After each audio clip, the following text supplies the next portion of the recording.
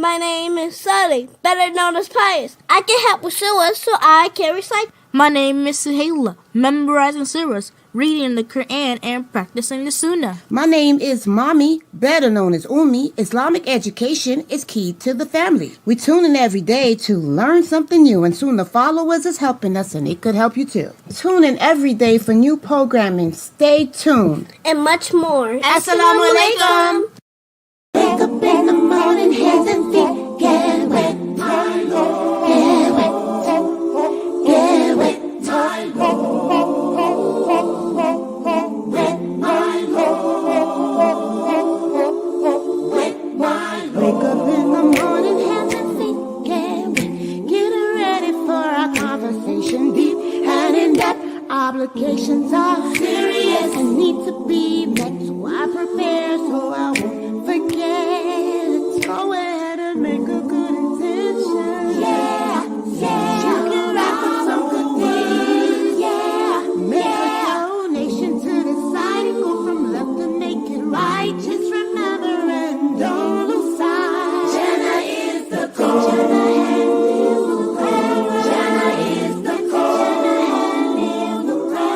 Jannah is the goal. Hey, I got a couple questions for y'all. The first one, who is your Lord? What is your religion? Who is your prophet? Now, I know this sounds crazy, but if you're one of those people that have been trying to get information and you come across this, or even this. All right, take a listen. Assalamu alaikum. I am Sister Laila Nasheeba, the Managing Director and founder of SunnahFollowers Online Islamic University.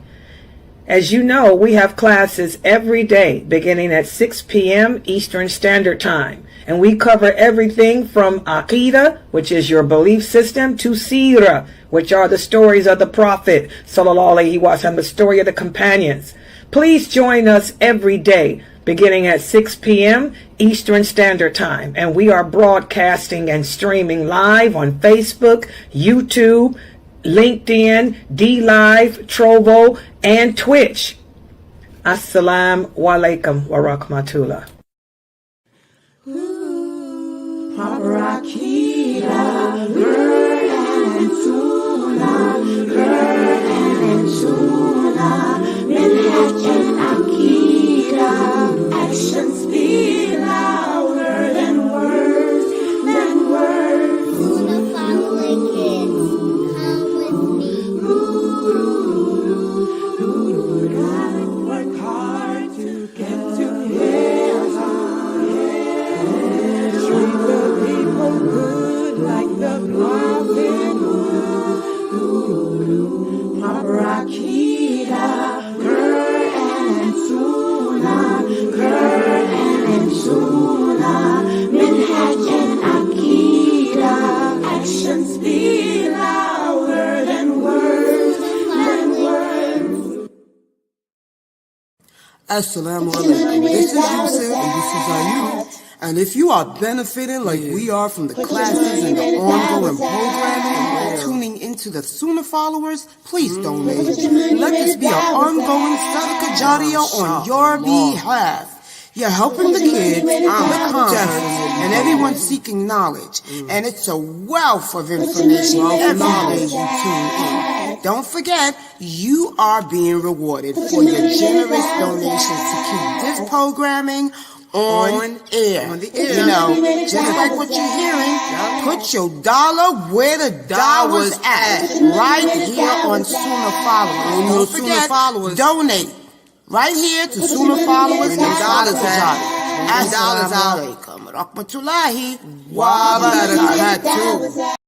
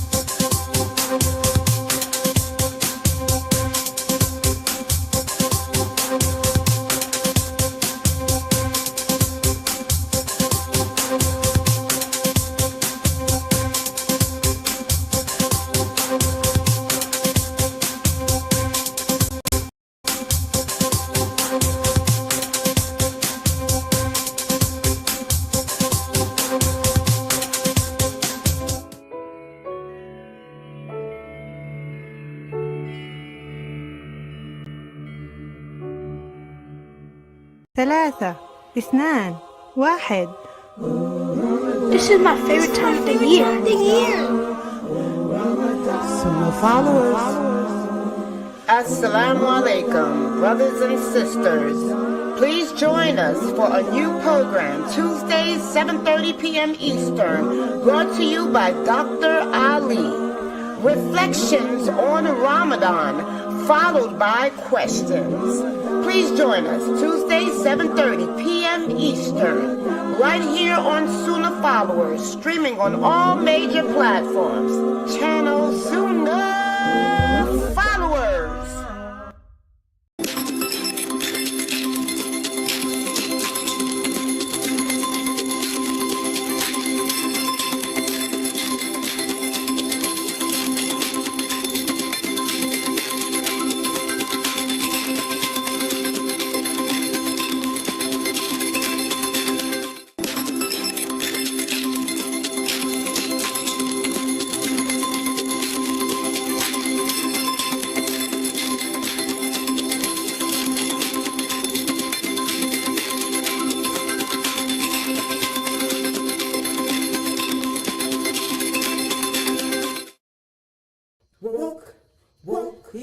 There are so many things going on around, you must take heed.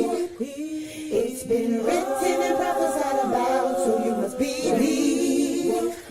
Not everything that glitters is gold. Pay attention as it's been told. Join us every Friday, 7 p.m. Eastern, with Brother Yusuf as he tackles and breaks down current events, current news, and politics, and the Islamic Ummah. Please join us, streaming on all major platforms. Channel SunnahFollowers.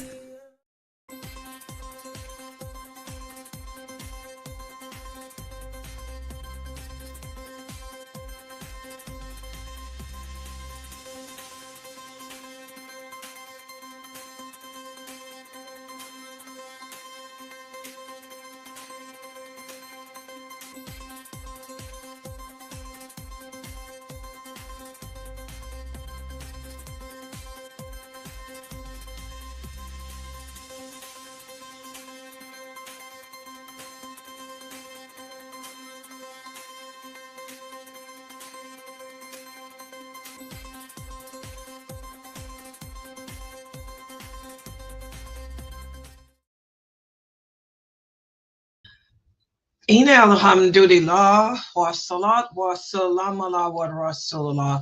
Before I begin, as you guys can see, I made a new commercial. I keep forgetting about our SunnahFollowers online store. You know, you guys enjoy coming to our website and putting the dawah out, you know, sharing with the world how you are, the rest of the Muslims, how you're learning Islam and its truthfulness. Please go to our SunnahFollowers store. We have all kind of things you can order and buy for the family. We have hoodies for the men and the young boys with the SunnahFollower logo on the front and the back. We have cups, you know, with the SunnahFollowers name and thermals. Thermals. We also have bags, you know, that the kids can carry. You can bags you can carry your laptop in, and you know, your school stuff in, books and laptops, you know, with the SunnahFollower logo.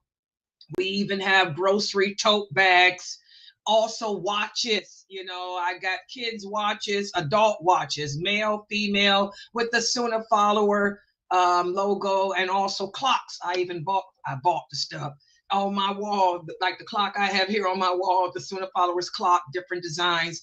So please go to our Zazzle SunnahFollower store, you know, and shop. These make great Ramadan gifts, and their sales every day. The stuff is marked down every day. And Sister Rashida, you need to calm down. First of all, there is no music. Okay, it's called electronics. Okay, and it's music. The type of music that Allah forbids you from is the kind of music that takes you away from Him. And you know the difference between music and what I played here. This ain't music. This ain't nobody singing. This ain't nobody dancing. This ain't nobody beating no drums talking about love, love, love. So come on, guys. What I want y'all to work on, this second week of Ramadan is over. We're now going into the third week. We're supposed to be balanced. You don't want to be one of those people who people run away from, because all you do is try to turn people off and turn them away from Islam. You know, don't be that type of person, Rashida. Okay? You know darn well I am an Islamic daya. Do you think I'd sit here and do something haram publicly? Are you crazy?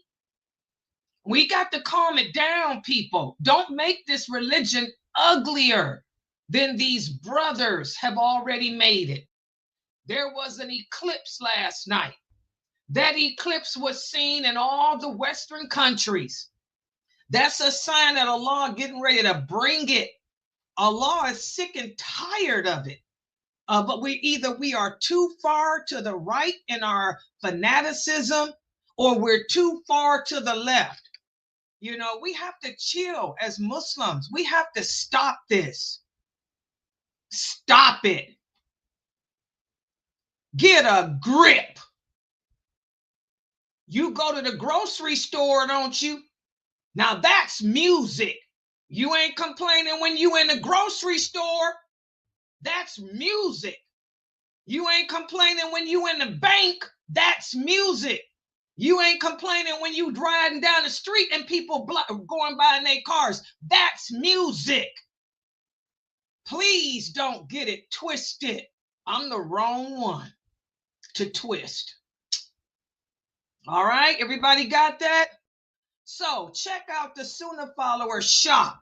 And we always have things on sale there. There's things on sale there. Okay, and all the stuff is on sale. You might want to order some watches, some bags and groceries and totes and things like that for your kids to keep the remembrance of Allah going.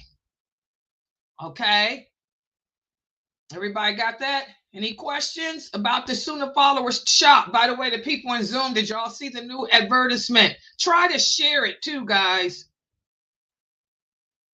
Try to share our Sunnah Followers shop, because I keep forgetting we got it there, and you know I pay money for that shop. Yeah, and we don't make no sales because I don't never advertise it. Okay, so please try to share it on y'all's pages. That's why I put that video together, and I posted that video up on YouTube, and I also posted it up on Facebook so y'all can share it. I keep forgetting, you know, to advertise the shop.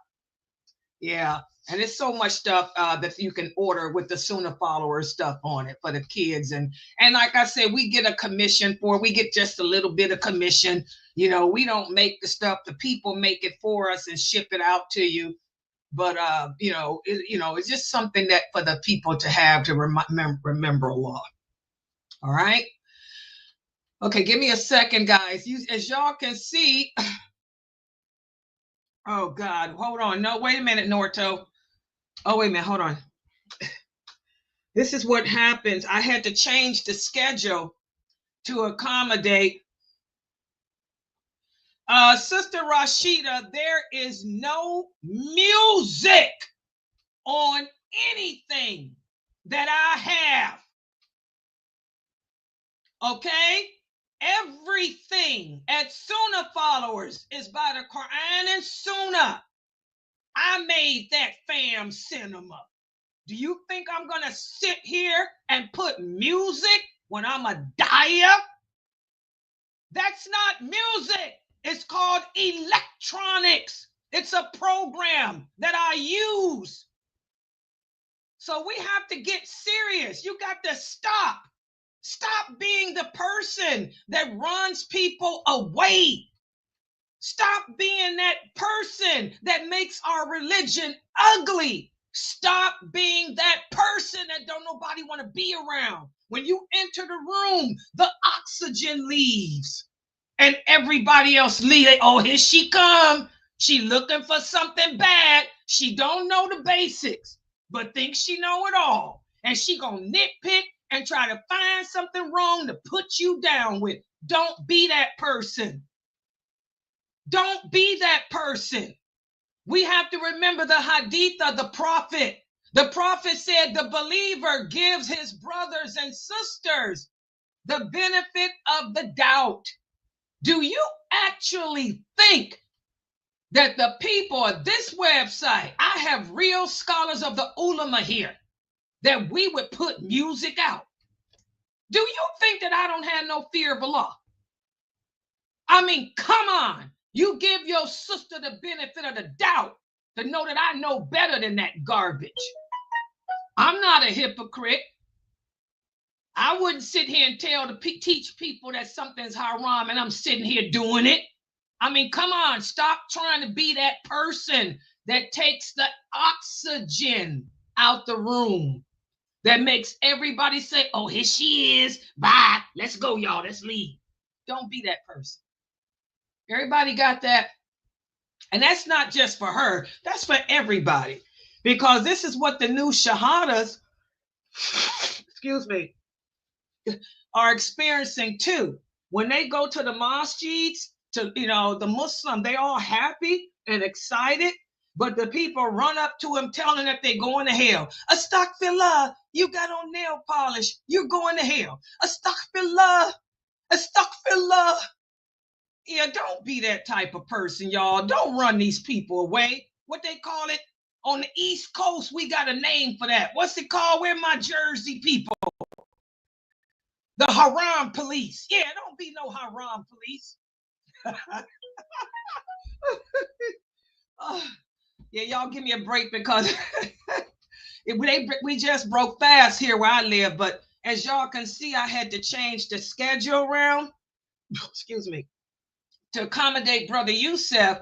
And Sister Norto, you said you sent some. Hold on for a second, guys, before I do my lecture. My lecture is only going to take a few minutes, but let me check to see if I got what she sent me. Hold on. Yeah, I know it. Hold on.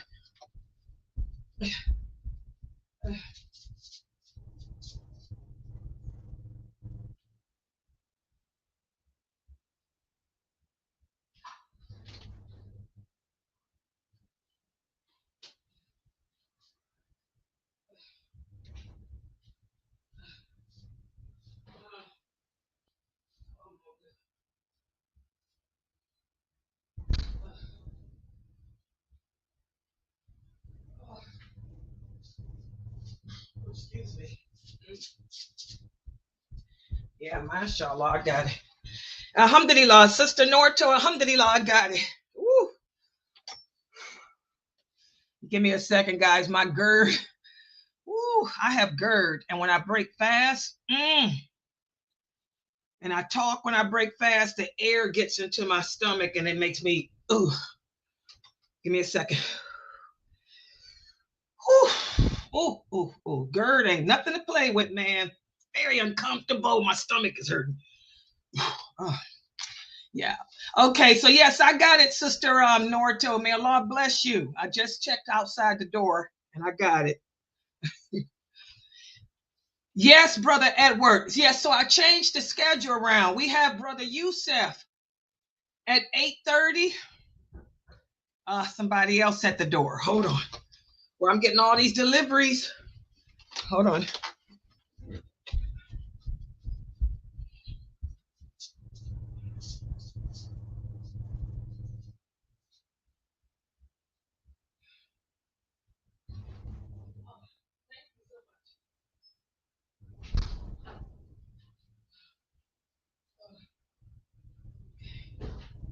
All right. Okay. Alhamdulillah. Okay. I got another delivery. Thank you for the person that sent me this delivery of iftar. Thank you. See how Allah looks out for you. Woo, I haven't had a chance to eat, but somebody delivered me some food to iftar. So I'll be able to eat that after this. Okay, let me get serious. Woo. Okay, hold on. My stomach from my Okay, so alhamdulillah, guys, tonight we have brother Yusuf doing the news at 8:30.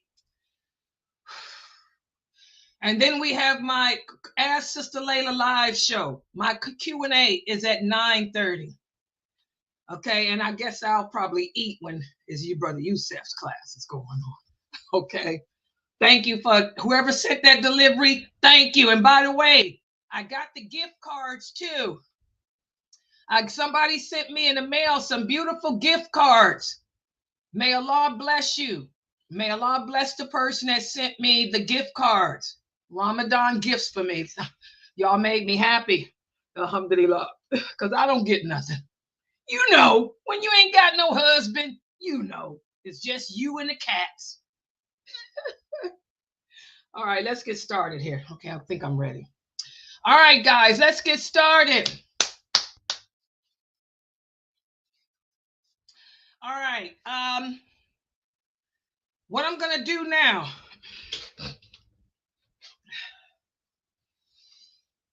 Wait, let me do an inhale and exhale. Skirt. Okay. Sister Juania's techniques.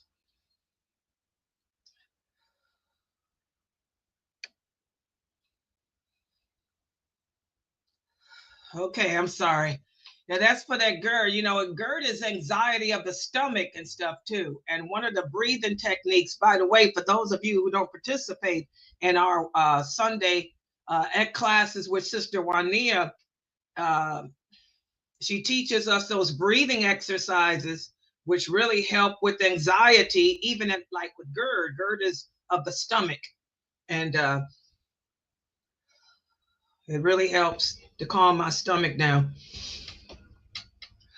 Okay. All right. So let's start. Inna alhamdulillah wa salat wa salam ala wa rasulullah. Welcome everybody to the beginning. This will mark the beginning of the third week of Ramadan 2025. So what does that mean? That means Ramadan 2025 is almost over. And now that we're moving into the third week of fasting, the body is used to it. And as Dr. McBride taught in his class yesterday, y'all remember in his class yesterday, not only is your body fasting, but your brain is fasting too. We're in the third week. Now your brain is communicating with the rest of your body. Your body is self-cleansing itself. Remember, we talked about that. That's why my GERD acts up, because my body is cleansing itself of the cells, bad cells, dirty cells, bacteria that forms in your stomach that turns into acid. Okay, that's what causes GERD. It comes up through that hole between the esophagus and the stomach. All that's being cleansed out. Your body self-eats too. It eats away at the bad stuff. So fasting, we're not only purifying ourselves spiritually, but now that we're in the third week, the body is cleansing itself too. And the brain is cleansing as well. So what I want everybody to focus on this week is this. Not only is Ramadan the month of the Quran, not only is Ramadan the month of mercy, not only is Ramadan the month of forgiveness of sins, it's the month of generosity. Does everybody understand? Because now that our body is going through its cleansing, its purification, we get to see how other people feel, who are less fortunate than us. We get to empathize for those Muslims around the world who don't have the things that we have, who are not able to DoorDash a meal, who are not able to cook a meal. So I'm going to focus on generosity. So let's put the PowerPoint up on the screen.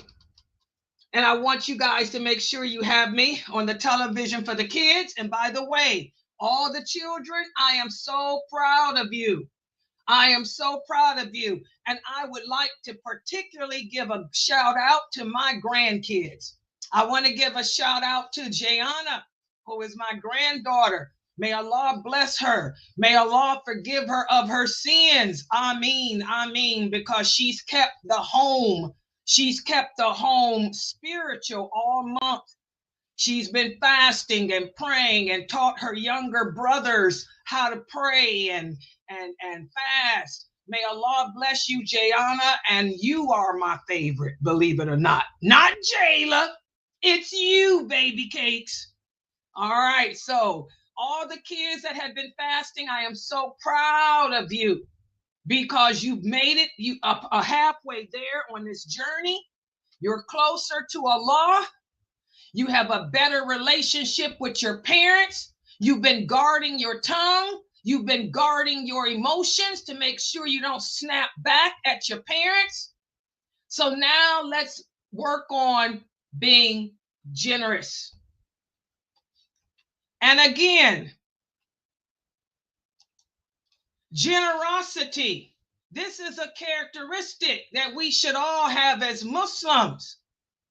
A generous person is a person who is kind. And believe it or not, guys, we live in a world where people are not so kind. There's a lot of bad Muslims. You guys know that. There's a lot of bad people in the world. So kindness is something that you don't see that often. But as Muslims, we're supposed to incorporate that as part of our personality. As Muslims, we should not be stingy or selfish because these are two characteristics that destroy your soul and darken your heart. As our connection with Allah increases and our faith grows, and as we become better in the actions that we display, your heart will become kinder. And that's why you want people to say, wow, one thing about those Muslims, they are not selfish. They are not greedy. They'll give you the shirt off their back. Because stinginess and selfishness, this is a disease that can destroy the heart. And no human being is safe from it because all human beings have a personal jinn that hoovers around in their hearts, trying to push them to become selfish and greedy. So the true believer doesn't fall victim to that trap because the true believer is protected from that by Allah. Remember, we spoke about how the only one that can save us from the evil of our jinn and the evil of the soul is Allah. And in order to do that, we have to strengthen our connection to Him. So alhamdulillah, our connection is strong right now. Listen to what Allah says in the interpretation of the meaning. Verily, man was created to be impatient. He was created to be irritable and unhappy whenever evil touches him. Man was created to be stingy whenever goodness touches him, except for those who are devoted to their prayers. That's why it's so important for us to pray those 5 prayers every day. Because by praying those 5 prayers every day, we're keeping ourselves from becoming stingy and impatient and unhappy and discontent. Listen to what Allah says. He says, those who remain constant in their prayers and those whose money is there, they recognize the rights. They recognize the rights of the beggar who will ask. And for those who are unlucky, who have lost their property, those who are constant in their prayers will recognize them and help them too. So now you got the reward of the Quran for today, because I broke down the meaning of this verse. Okay? So Allah is clear. He's telling us here that he's the one that can save us from falling victim to the diseases of the heart and the illness of the soul. But the only ones that he will help are those who maintain their prayers on a regular basis. And I'm talking about the obligatory prayers: Fajr, Dhuhr, Asr, Maghrib, Isha. Okay?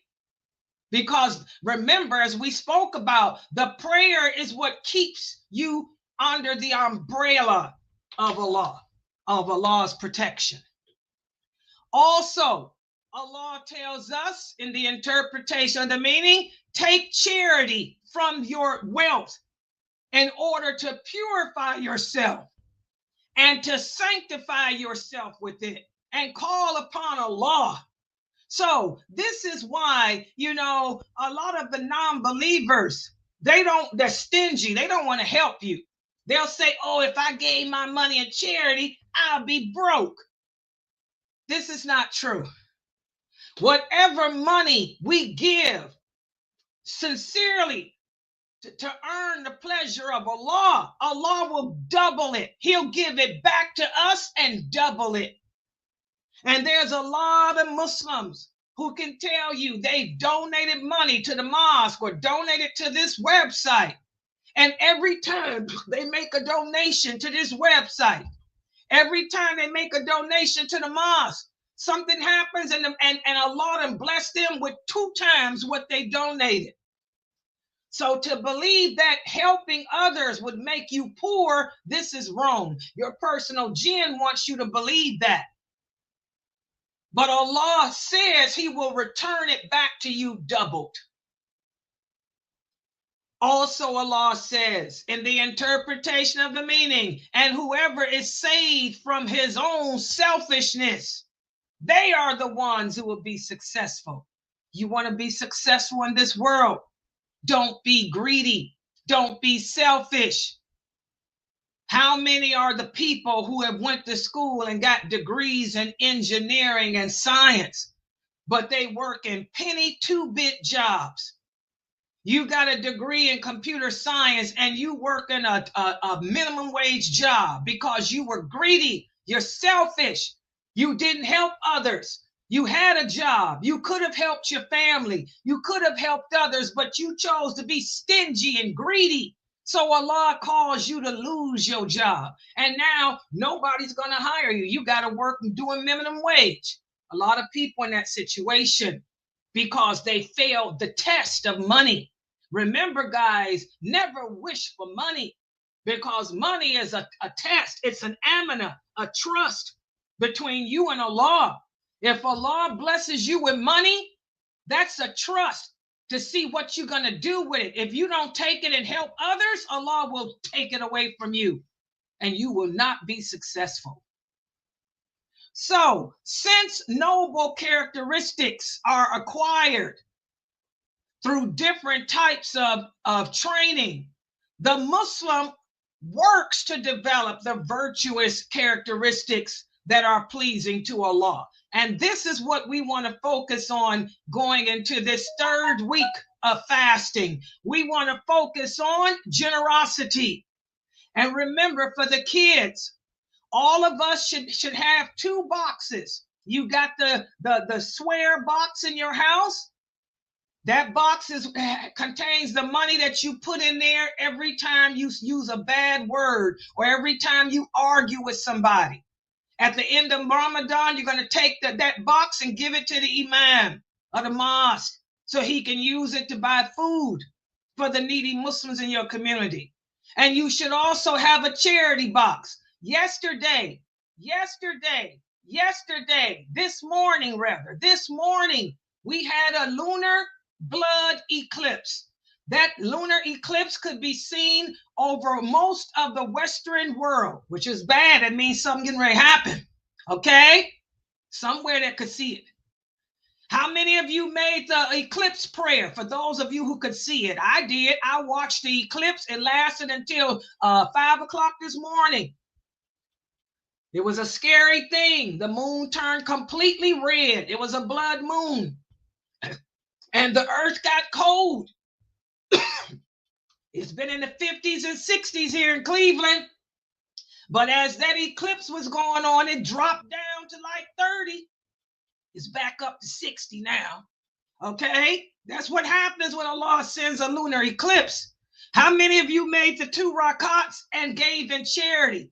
The Prophet said, whenever there's an eclipse, whenever you see an eclipse, you know, pray to Allah for forgiveness of your sins and give in charity. Because it's a sign that Allah is getting ready to send punishment to some part of the world that has seen it. That's a sign of Allah's anger. So, and we doing a lot of crazy things. I know in America, in Europe, in Australia, what's the big innovation y'all doing? Y'all praying in Times Square. Y'all doing the Tarawih prayer in the street to be seen. That's a sacrilege. Somebody getting ready to get it. Something getting ready to happen either in America, Australia, Europe. Y'all need to be giving in charity. You should have made them 2 rakats. Okay?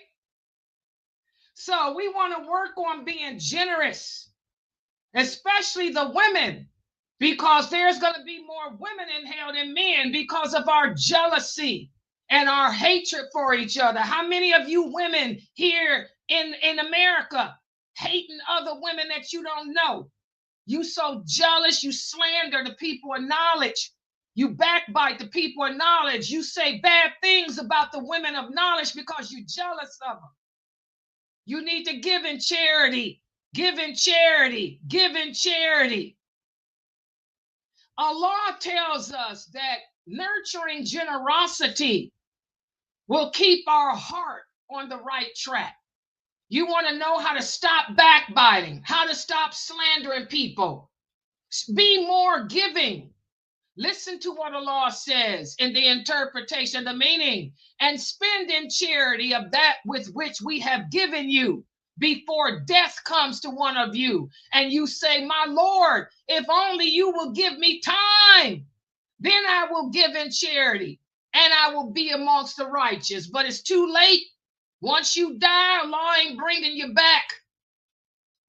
Also, Allah says in the interpretation of the meaning, as for he who gives in charity and keeps his duty to Allah and fears Allah and testifies to the truth, we will make easy for him the path of goodness. This is why you sisters, especially you women, need to give in charity because of your jealousy.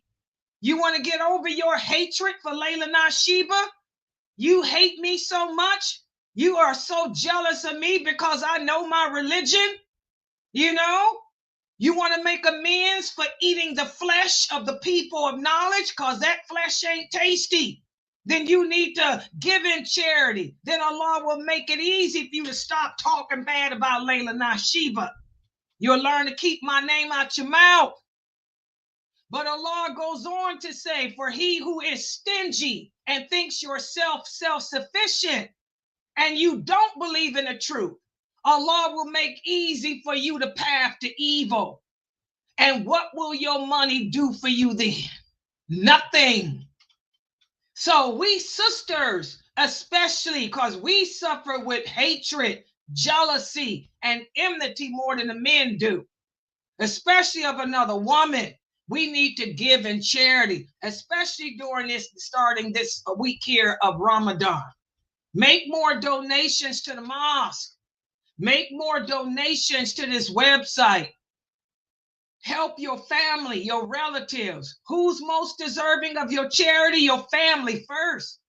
Make sure that your cousins, your aunts, your uncles, are not, that you can help them first. And then what's left over, you divide it in half. Give half of it to the mosque and the other half to this website.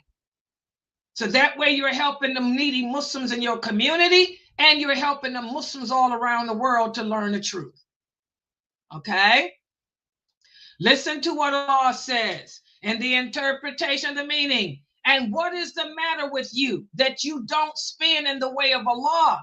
To Allah belongs the heritage of the heavens and the earth. He's addressing those people that don't give. What's wrong with you? Allah's blessed you with a job. You know, after you pay your living expenses and take care of the needs of your family, whatever you have left over, you don't want to help anyone? What's wrong with you? That's what Allah is saying.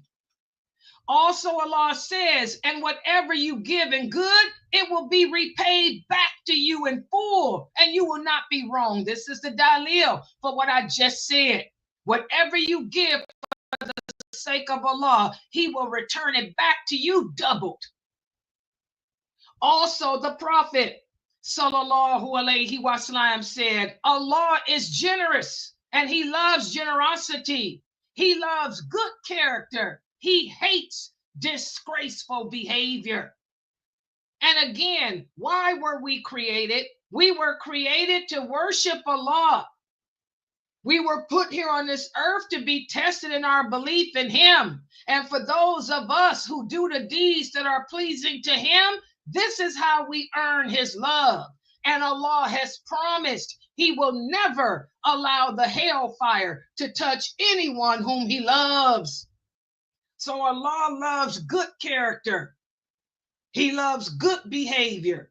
He hates bad character. He hates bad behavior. Allah loves beauty. Allah hates ugliness. Remove those locks out your hair. I'm going to say that again. Allah loves beauty. Allah hates ugliness. Remove those locks out of your hair. I've given you the clear evidence, the clear nas from the Prophet Muhammad, where he said, do not allow your hair to grow and knot up like the jinns. The jinns wear their hair in knots. So take them dreadlocks out of your hair. And for those of you African Americans who say, oh, you're racist, this is my culture. Really? When we declare La ilaha illallah, Muhammad Rasulullah, we are declaring that my allegiance is to Allah, to the Prophet Muhammad, and the religion of Islam. You are declaring that your culture is Islam. Your culture ain't African American. Now that you are Muslim, your culture is Islam. Anything that opposes Islam, you let go of. Your allegiance is to Allah, not to African American culture. Your allegiance to the Prophet Muhammad, not to African American culture. Your allegiance is to submission to Allah, not submission to African American culture. So don't get it twisted. Check yourself, Muslims. Check yourselves. There was a lunar eclipse. Check yourselves. Get rid of them locks, them dreadlocks. It's haram. It's dirty. It's ugly. It's what the jinn wear. It's like the tree, as Allah says, the tree that grows from the pits of hell has heads that are in locks like the jinn. Are you people crazy? The Prophet Muhammad said, do the opposite of the jinn.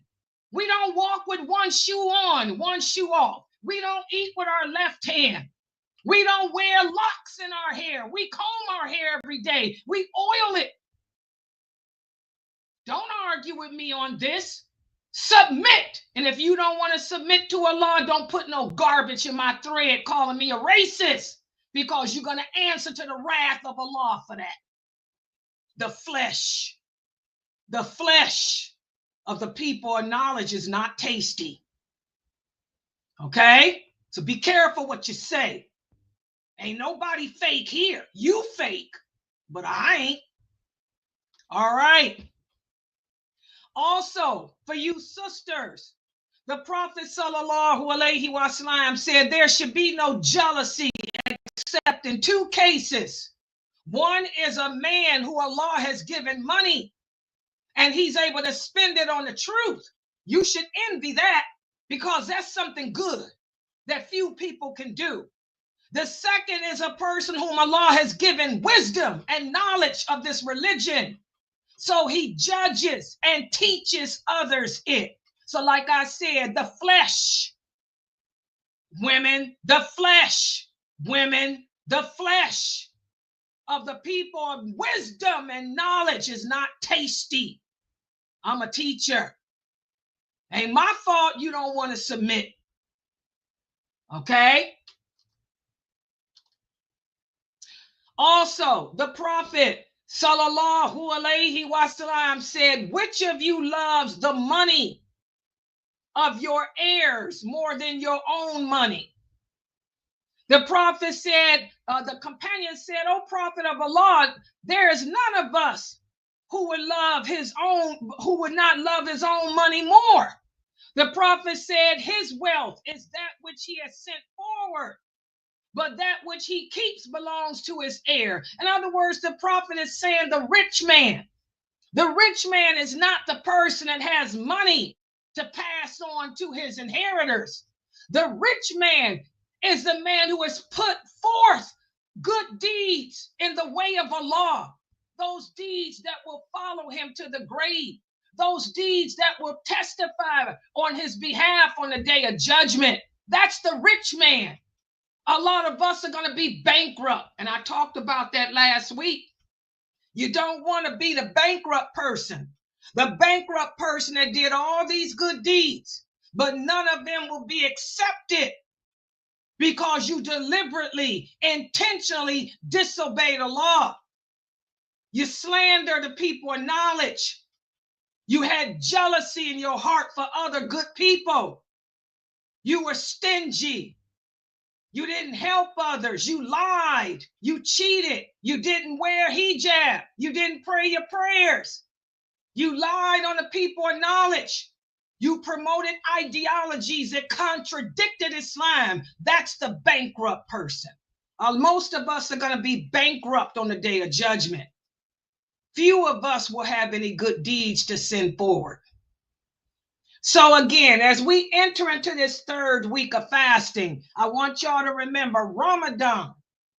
This is the month of change. This is the month of new beginnings. This is the month in which Allah will share knowledge as to what's going to happen for the upcoming year with the angels. So this is the time to make that change, to work on being more generous. In fact, even the Prophet sallallahu alaihi wasallam became more generous during this month. In fact, he told the companions, he said, save yourself from the hellfire, even with a piece of date, by giving it in charity. Help others. Alhamdulillah, as you guys witnessed, right before I did my lecture, my door was knocking. Alhamdulillah, some people, my students sent me coffee to break my fast. Alhamdulillah, another student sent me a full course meal to break my fast with. Alhamdulillah, another person sent me some more food to break my fast with. Look at all the blessings those people are getting, whoever those people were.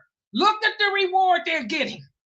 Whatever blessings Allah is giving me for teaching his religion to you, they're getting it too.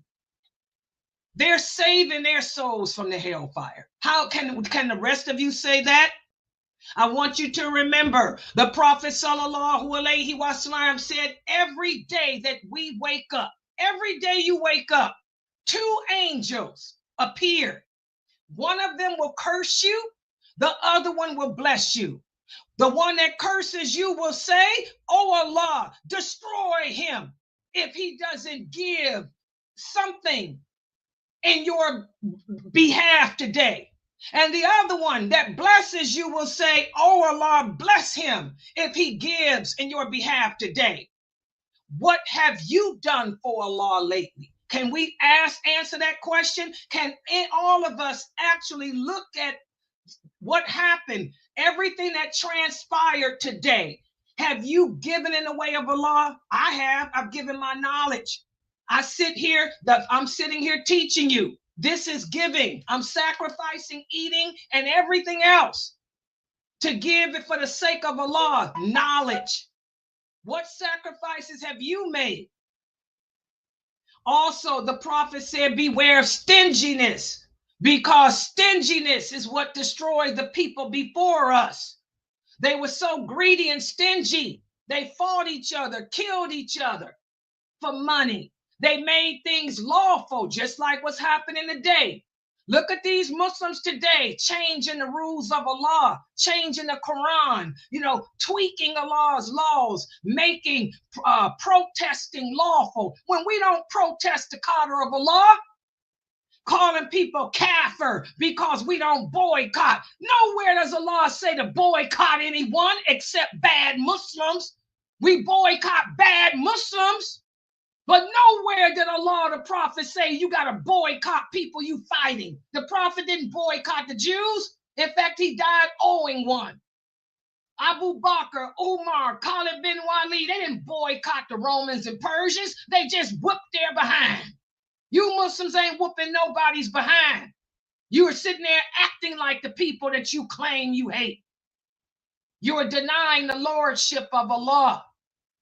You're violating his laws. You're introducing laws into this religion that don't exist. You're voting for kafirs. You think that non-Muslims can save the world when Allah has told you that all they want is your destruction. And Allah made it haram for us to vote for a non-Muslim. So we today are doing the same thing that the Jews and the Christians did before us. And we wonder why that eclipse happened. We wonder why the war is happening. We wonder why Allah is sending his punishment after punishment after punishment. And just to show how giving the Prophet sallallahu alaihi wasallam was, once he had a sheep slaughtered, and then he gave it away, most of it away in charity. And when he was done, he came home and asked his wife, is anything left? She said, the only thing we have left is a shank because you gave the rest away. And the Prophet smiled. The Prophet sallallahu alaihi wasallam smiled and said, if a person gives in charity the value of even a date of his honest money, Allah accepts only that which is honest. And Allah will accept it with his right hand and foster it for him as you foster a baby colt until it becomes like a mountain. The Prophet gave. He set the example for us. His wives gave, and the other companions gave too. Abu Bakr was a rich man. He donated in the way of Allah. Uthman was a multi-millionaire. He donated and gave in the way of Allah. Khadija, radiallahu anha, was a wealthy, rich woman. She gave all her money in the way of Allah. Umar was a rich man. He gave in the way of Allah. Subhanallah, how many of us can say we do it at all? More or less every day. And finally, guys, when we do give in charity, there's a couple of things we need to remember. Number one, don't throw it back up in a person's face.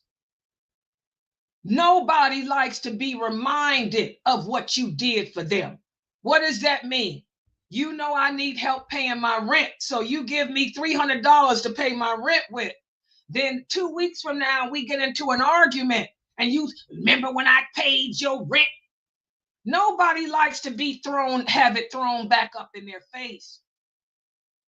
And also, when you are giving in charity, smile. Give with a smile. Don't, because the person doesn't like asking. Nobody wants to be in a situation where they have to seek help from someone else. So if you're gonna help, do it with a smile, so the person doesn't feel like they disadvantaged you. And again, don't be stingy and don't be irresponsible. What does that mean? The middle course, balance. Don't give everything to help someone where you have nothing for yourself. And don't just give a penny either. Find the balance, strike the balance. And again, always be gentle, be kind. Don't let the person feel that they were a burden. That's how the companions were. You know, let me give you some examples. Muawiyah, may Allah be pleased with him. Muawiyah sent 180,000 dirhams to Aisha, radiallahu anha. As soon as she received the money, she started giving it away to the people. In the evening, she told her servant to bring her some food because she was fasting to break her fast with. And the servant brought her a piece of bread and some olive oil. And she said to Aisha, if you had kept one of those dirhams, then I could have bought some meat. But you gave everything away. Aisha said, well, subhanallah. She said, subhanallah, if you had reminded me, I would have kept a dirham. So that shows how giving and charitable Aisha was. Also, her sister, Asma, was very charitable too. And not only was Aisha and her sister charitable, but Abdullah ibn Amir, he bought a house from Khalid ibn Uqba for 70,000 dirhams. And after he bought the man's home, he was walking the street at night and he heard crying coming from the house. So he asked one of the neighbors, what's going on? Why are the women in Khalid's house crying?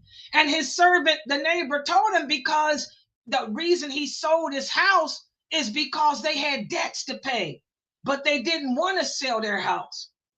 So when Abdullah ibn Amir heard this, the next day he returned the $70,000 back to Khalid. And he said, and here's your house too. He said, so now you got money to pay your debts with, and you still have your home. That's how giving the companions were. Subhanallah. Also, guys, we talked about when the Prophet sallallahu alaihi wasallam prepared to fight against the Romans. The Muslims were facing hardship. They didn't have any money. Okay, they didn't have arms for war. In fact, the army was known as the army of difficulty.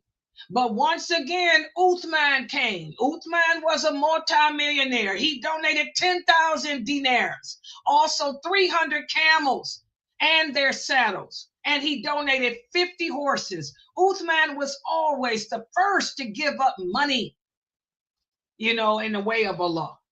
And again, who are our role models? Who are our examples? Our role models in life is supposed to be those original companions, not the men of today, not those idiots y'all see on YouTube doing the Taraweeh prayer in Times Square. They ain't nobody's role model. Them idiots are idiots, because if they had half the sense, they would be in the masjid that's right down the street from the Times Square doing Taraweeh, because that's where the reward is, in the mosque. As Allah says, the mosque are the houses of Allah, not the marketplace. As the Prophet said, not the marketplace, not the streets. We need to learn about these companions, and then we learn how to be good Muslims, how to be more giving, more charitable. So again, as we go into this third week of fasting, I want everybody here to work on being more generous. All right. Subhanakallahumma wa bihamdika ashhadu an la ilaha illa anta astaghfiruka wa atubu ilayk. Any questions?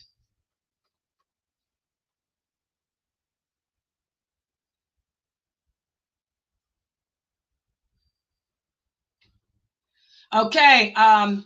I want to remind everybody, Brother Amir, let me remind you, I have the Islam Q&A at 9:30. So you'll bring your question back at 9:30, Brother Amir, okay? Because right now, I need to break. I mean, I broke my fast, but I need to eat. And also we have Brother Yusuf here. I think, is Brother Yusuf here, guys?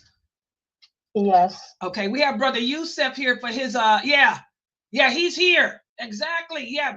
Brother Edward, let everybody know. Yeah, I'm getting ready to put him, do you have his camera on? Yeah, he's here now. We're getting ready to go into the news now. Hold on, guys. Let me fix my computer. Hold on. Wait a minute. Who's the host? Is it me? No, Fami.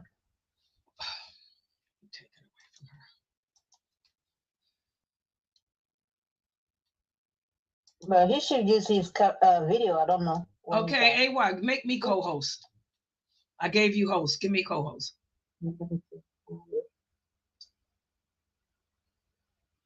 Okay. Okay. Okay, is Brother Yusuf here?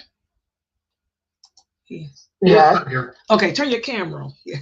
All right. We're just waiting on the cue. Oh yeah, you can go ahead. Oh, there. I think she made you.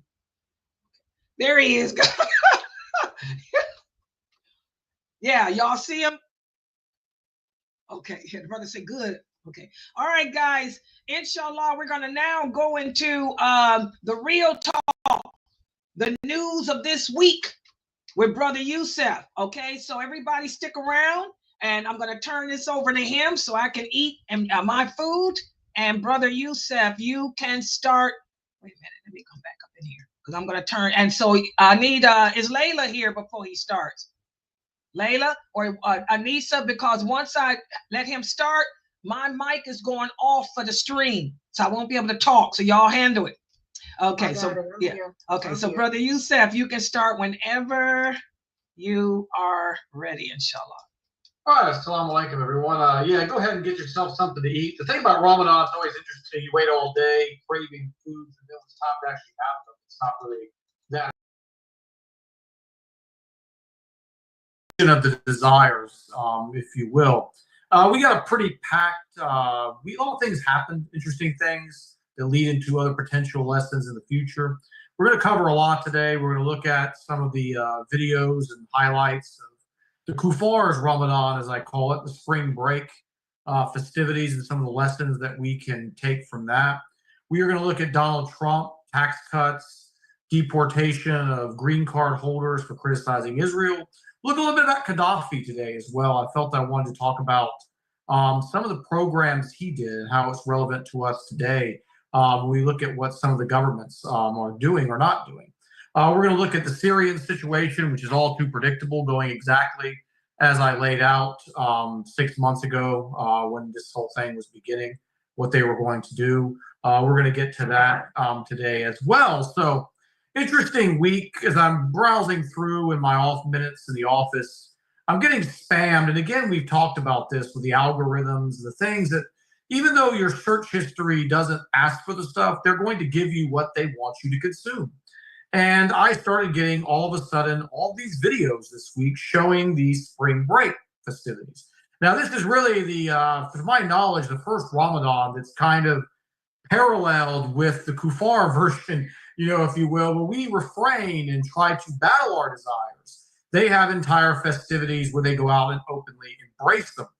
And I was seeing all these videos just coming in my feed, and sometimes you can't help but to watch, even though you shouldn't, just so you have a little bit of a pulse on what's going out there to help you better prepare your brothers and sisters, your children, your family members, particularly teenagers, in the household as to what is being appealing to them or being promoted, as appealing. And I mean, these festivities they have down in Florida and down in Mexico, I mean, debauchery is a kind word. I mean, you'll see every ounce of debaucherous, filthy activity that you can possibly imagine is going on down there. And again, how the hypocrisy of this society, they like to come down to us and talk bad about how we are a misguided religion, we're stuck in the 6th century, and then they'll herald this stuff as the epitome of progress. In fact, as I was looking at one of these, I saw someone had posted a meme, and the meme was a woman half naked in a bikini with a thong, and next to it were two sisters wearing full abayas and hijab. And they said two women, 1,600 years apart. And again, the message was that the progress was the woman in the bathing suit who was showing more skin than clothing. And I was happy that one Christian actually came in, appeared to be a Christian at least, and it said, this isn't the flex that you think it is, because what you're doing is implying again that this over here is what represents us. And he was talking from the Christian perspective. They were not proud even of this. But again, this is stuff when you witness these things that really should, what I was talking about last week, get you to kind of elevate your chest up a little bit, walk with a little bit of pride. Because on one hand, we're sitting here and we're mastering our desires. We are perfecting the spirit, perfecting the deed, perfecting our consciousness, raising our vibration to positivity, to true triumph, while on the other hand, you are seeing them down there engaging openly, embracing every single vice known to man. And I talked about also how I was really disgusted. Me and Sister Laila were talking about this with some of the material that comes from our side and how you see some of these imams and these teachers, and they're teaching it like Allah subhanahu wa ta'ala knows how good these things are, and he's just withholding them from us. So that way we earn paradise.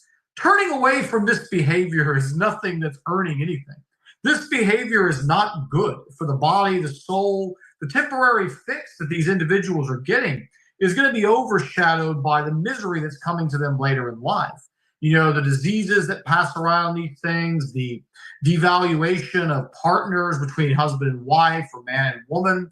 I mean, if you're a woman who's attending one of these festivities and you left there with 10, 12 men that you went to bed with during that period of time, how are you ever going to have what we call pair bonding?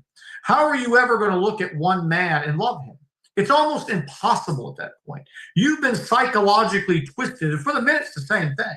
When you're viewing women as just simply a temporary 10-minute pleasure fix, how are you ever going to be able to deal with the suffering that comes with a marriage, the conflicts, the inevitable disagreements, building trust, building things up, when you're so used to treating people as something that you discard like a dirty pair of pants or a dirty clothes? So this spring break is very synonymous with the downfall and why this kuffar civilization is coming to an end.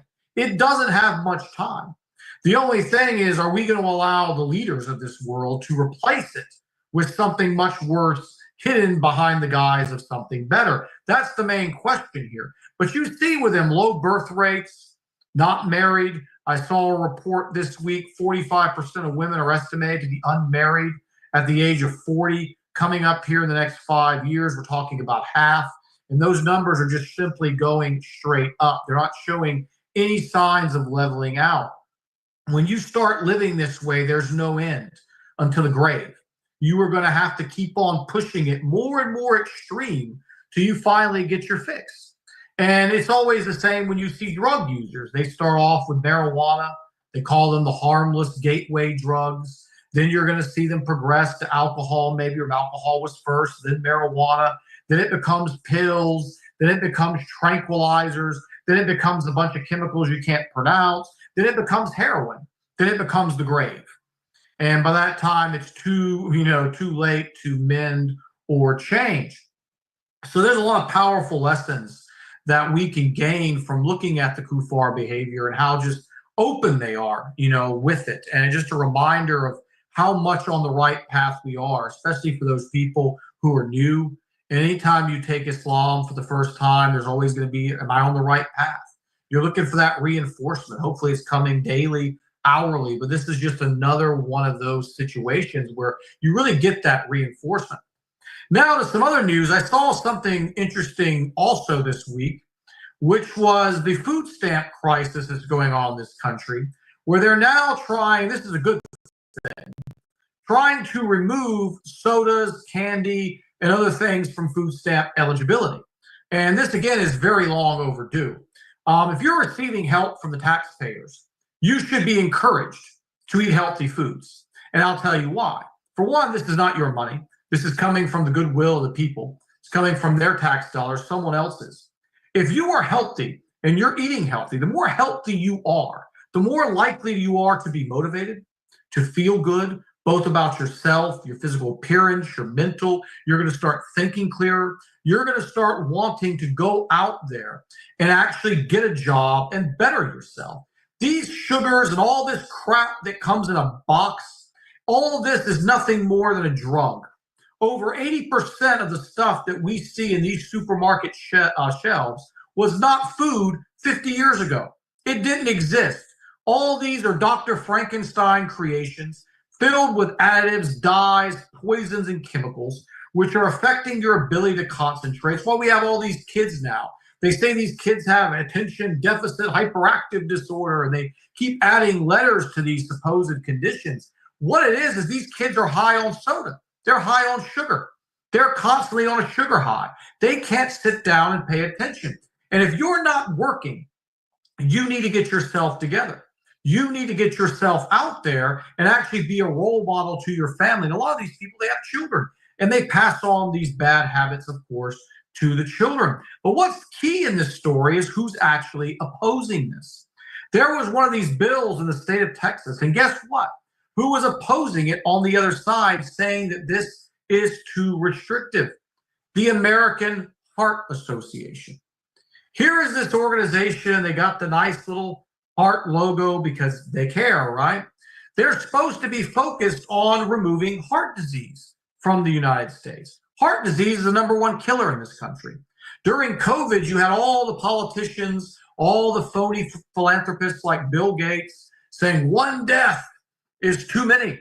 Even by the lying numbers where they just took the flu and called it COVID. That's all they really did. We'll get into that as I talked about later on after Ramadan. But you had all these people grandstanding about how much they valued human life and how much they couldn't let one person die. And then now, all of a sudden, you have the #1 killer in the country. Nobody seems to care. You have the organization that's supposed to be responsible for encouraging healthy heart information is now out there protesting against removing things like sugar, which are one of the main causes of heart disease.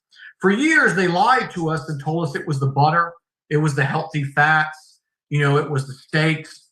All the while, they were loading almost everything they could with sugar. The average American consumes 76 grams of sugar per day. This is over 3 times what you're allowed to have in a reasonable, healthy diet. You shouldn't have any refined powdered sugar, period. We saw when I talked about the Gulf, they're up in the 90s. Some countries are in the hundreds of grams. So if people are familiar with my work, I've often talked about how when you live in a backwards society, you understand how this system works, you'll see some key points come to light. Doctors are here to destroy health. They're not here to maintain it. This right here proves, in fact, just that. You see, educators are there to manipulate and destroy education. Historians are there to falsify history. You see, the Justice Department is here to destroy justice. Scientists destroy science. Remember COVID? Trust the science, trust the experts. And then a year later, after they got everything they wanted, they said, oh, yeah, we made it up. All that 6-foot stuff, we made it up. We didn't have no basis for it. The cloth mask, yeah, we made it up. And all the people like me are like sitting, I told you so. But this is what they're here to do. When you go to a doctor, the #1 killer of a profession is not going and dealing with a gang. It's not the Bloods and the Crips. It's the doctor. It's giving misdiagnosis, putting people on medication they have no right giving toxic drugs. And here you see, again, the Heart Association lobbying to keep food stamp benefits in junk food. I mean, you can't get more clear as day evidence that they all know what's going on. They know. They're here to poison us. There's no ifs, ands, or buts. And this just, again, brings this to light. We are in an age of revelation. Everything is being revealed. It's revealed in hyperspeed now. When I was young, these things got you called kooky, and they wanted to put you in the loony bin. Now these conversations are happening all over, and it's a great thing. And in the Muslim community, I've seen a lot of this. Imams don't talk about it. I mean, there are some, alhamdulillah, but not enough. They typically ignore and hide in the dark on these issues. So we get into something else now. Our old friend Donald Trump, who we've talked about. There's Sister Laila put it up right there, exactly what I said. They're opposing this, and just ask the question why. You're on your way to finding out the truth about not just them, but every single aspect of this system is inverted. It's to do the opposite of what they claim it's there to do. We're going to talk about some inversion now again. Donald Trump is talking about eliminating the federal income tax to $150K. If you make under $150,000, you don't have to pay income taxes at the federal level. Now, I want to bring this to a disturbing light. Now, in a perfect world, this sounds great. This is cause for excitement. None of us want to pay federal taxes. Especially sometimes I've had people come to me with the truth. I don't want to get the raise, sir, because if I get the raise, I jump to the next tax bracket and I'm at the bottom of it. So I'm going to be obligated to pay more in federal income taxes. I'm actually going to earn less after getting the raise. This system is illegal. It was put in place in 1913. But let's look at really what's behind this. And it's not as good as it may seem. So $14,600 is the threshold where if you make over that, you have to file a federal tax return. Now, if you're married, it's $29,200. Now, needless to say, if you try to live off $14,600 in this economy, I mean, you've got the blessings of Allah times 10. I mean, God with you. If you're able to do this without any kind of help or any kind of support. But this number is slightly moved up over the years to represent inflation, but it obviously has not moved up enough. This number is way, way outdated. When I first started, if you had 75,000 or 90,000, you were basically considered wealthy back in the 1990s. In fact, I remember I had a friend whose mother was a doctor. And when I went to hang out at his house, it was the biggest thing I'd ever seen in my life. I remember walking in the house, like 5 bedrooms, you had to yell, and somebody on the other end of the house couldn't even hear you. And I remember one day I asked him, I was like, well, how much is this house, worth? And he went and he asked his mother, how much did she pay for it? And she said the house was valued currently at $426,000. She had paid about $390,000. So we're looking in 1994. During this period of time, that same house in that same neighborhood, I still know that neighborhood very well in the city I grew up in, is now $1.5 million. The value of the dollar, as we've talked about, is not even close to the same.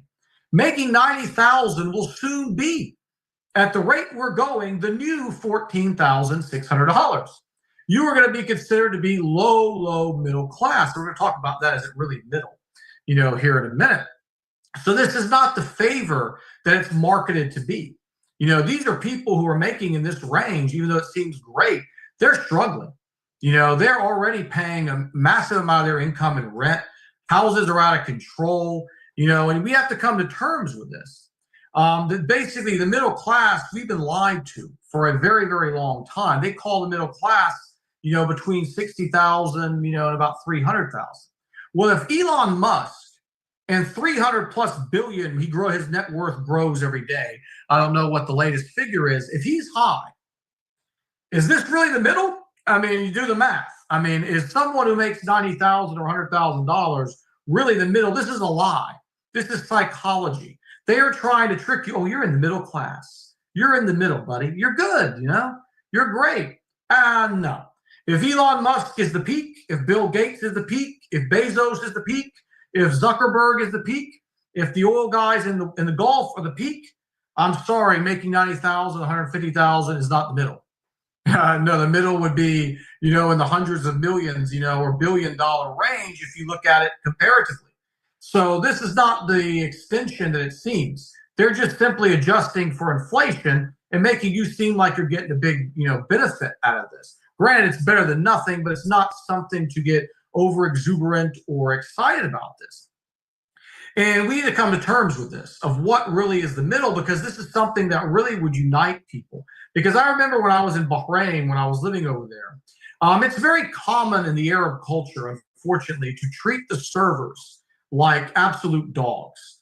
I was one time having a dinner, with a guy that I worked with, and the way that he was talking to the waiter was just like, below, like he was not even human.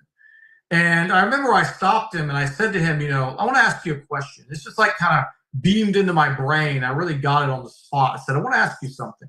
Is your salary closer to the waiters or to the CEO of your company? And he paused and he went for me. He's like, it's closer to the waiter. And I said, then whose side are you really on here? Does that CEO view you in the same light that you're viewing that waiter? And he got really paused. I said, I want to ask you even more. Is your salary closer to his or Bill Gates? Bill Gates was the richest man in the world at the time. And then he was like, yeah. And I said, well, who's on the same side here? We are in the same class. You've been bought in again to your middle. This guy's low. You have this, a little bit of a chest out. I'm better than him. I'm superior than him. I can treat him this way. But yet those guys, when they treat you that way, you say, oh, they're arrogant, they're full of themselves and all these things. People don't really reflect, in that way to understand really the game. That man is our brother. That man is closer to our economic situation than these people that you're praising and heralding and all of those things. So just one I felt was a very valuable lesson that I had taught him that day. And I really give Allah, as always, all the glory for really implanting that analogy, that way of comparing into my mind at the time, really to get him to ponder and think about this. So as we move on, we got another story related to the current administration. We have Mr. Mahmoud Khalil. He was scheduled to be deported this week, green card resident, arrested by ICE. What was his crime? Protesting Israel. Now, the U.S. government does absolutely nothing. You can go look at the stories of the illegals. I've chronicled this here briefly and in detail, who rape, kill, rob Americans. But the precedent is now set. If you're protesting Israel, this is just too much to tolerate. We're not going to tolerate this. This is beyond, our scope. Kill American, no problem. Come in, take over apartment buildings like the Venezuelans did in Colorado. The mayor did nothing. The police did nothing. But you protest Israel, this is where we draw the line. This is just too extreme. And people wonder why, again, the shape that we're in.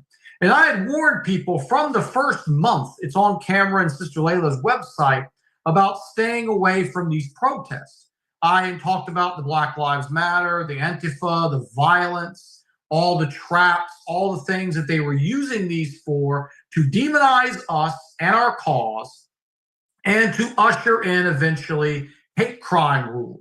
A crime is a crime. I've always resented the term hate crime. If you kill someone for the color of their skin, it's no different than if you killed someone for their gold watch.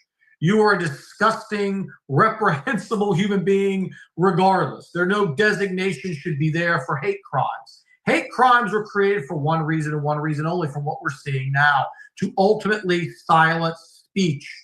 You can't criticize anything Israel does or you're anti-Semitic. I've met good Jews. I don't have any animosity towards them. This is not about them. There are plenty of Jews out there who stand up for what's right and wrong. We're not going to put people into containers and boxes. We don't like the same done to us. We're not going to do it to them. But to not be able to criticize a nation, a government of a foreign country is just, again, beyond the level of extreme. We obviously know what the reason for this is.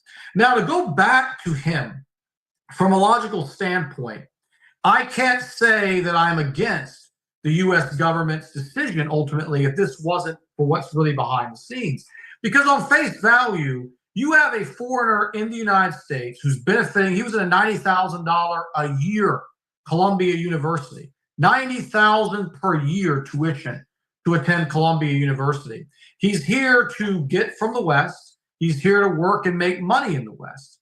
And yet coming in here and criticizing the government that he openly chose to work with and to embrace. Us as Americans, we have a right to protest under our Constitution.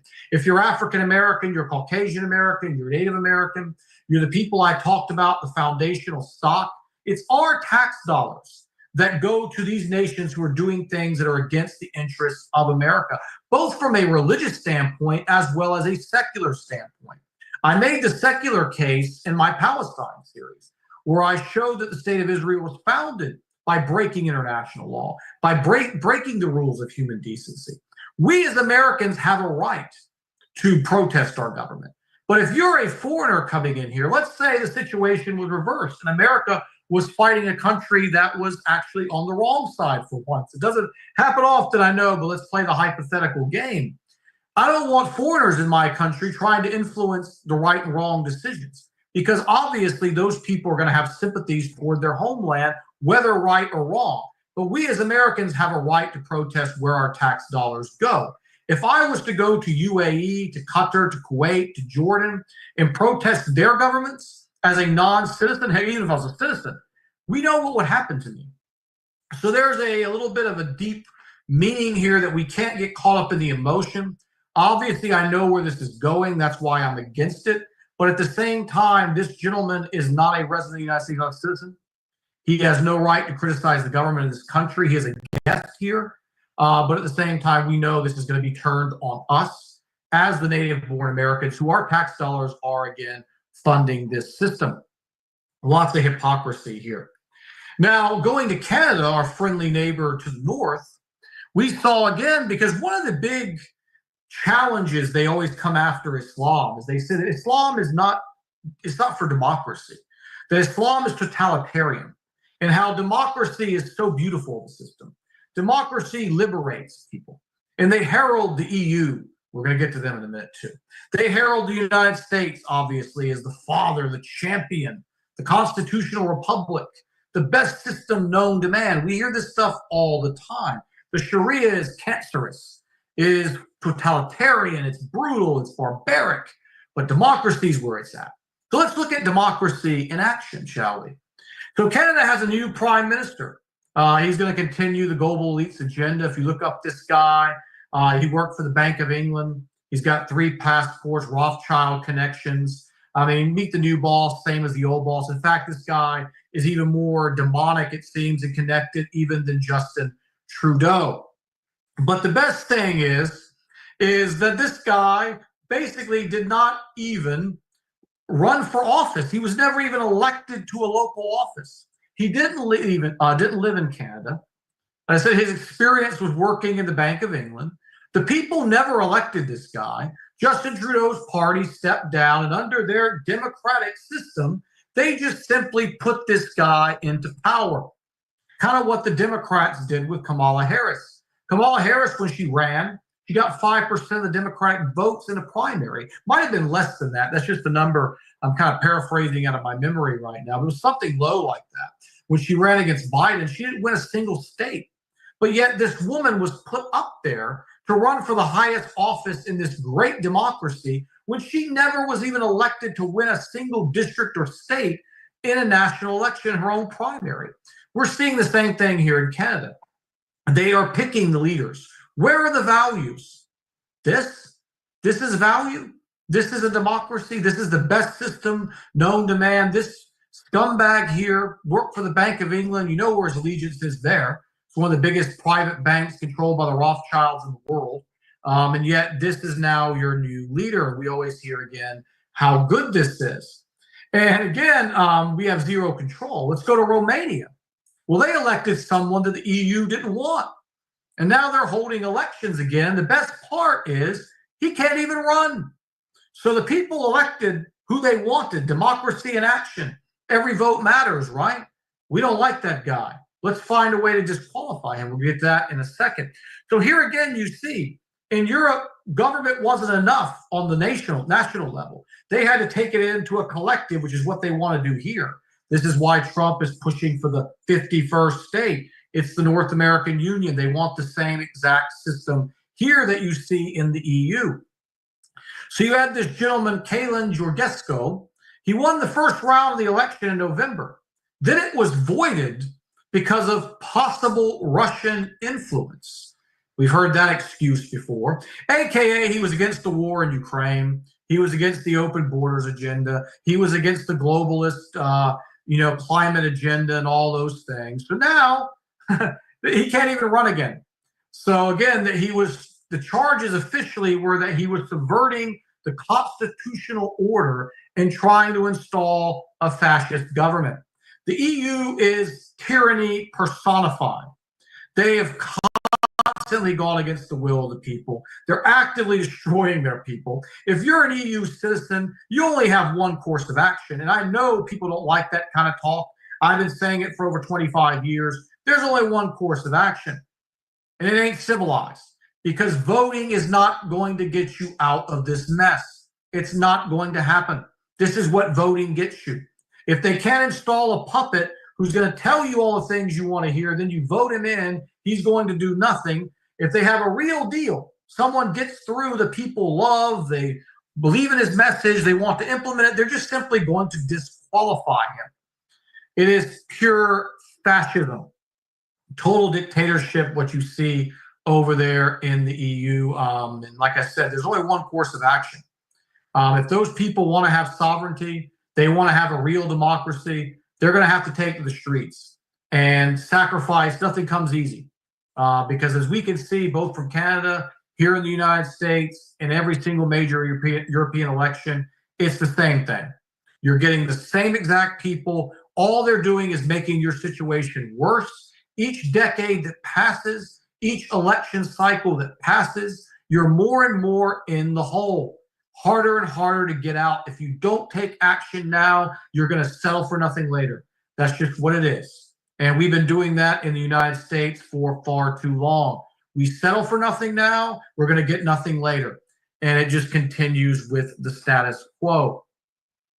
Now to turn to another upsetting situation we see in Syria, people being slaughtered, tribal conflicts and all these things breaking out, Alawites, Christians being killed. This again was very predictable. There was all these Muslims on social media back when this thing happened. They were doing it back with the Free Syrian Army. I lived in Saudi Arabia during the period of time. I was watching it firsthand then. They were saying, oh, mashallah, Bashar al-Assad is not a saint. Bashar al-Assad is not a hero, by any means. But at the end of the day, he was somebody that the global elite did not control. He was somebody who was in the way of what we're going to get to. What is their grand plan for that part of the world? Privatization, taking control of the oil, splitting Syria up, like Muammar Gaddafi said, to 5 different districts, along with Lebanon, and securing the groundwork for the greater Israel. So now as you have this situation, there's justification, eventually to go in there.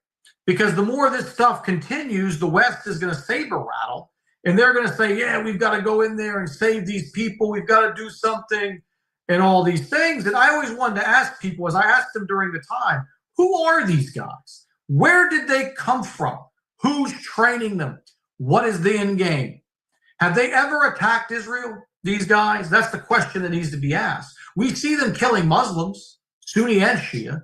We see them killing Christians. But do we ever see them attack the Zionists? And I think when you look at the history there, that's all you need to know. And this reminded me of a time I was working back in about 2005. I was talking back then in the break room, the place I was working, about the plan for the Middle East and what they were going to do based on my research and reading. And there was a guy who was listening to me sitting in the side. He worked for the United States military. And he came to me and he said, I was listening to you, and it's like, that's exactly what's going on. I was there. And I said, well, what do you mean? He said, well, I used to run security for the prisons in Iraq during the Gulf War. And what he said was happening was you were having guys coming in there with CIA credentials, top clearance credentials, and they were demanding, as he was the clerk who was processing paperwork, the release of the worst people they had in the Iraqi jails. They were asking for these people to be released. No reason, no justification. You follow orders, chain of command. He obliged. They did that as everyone else in the facility did.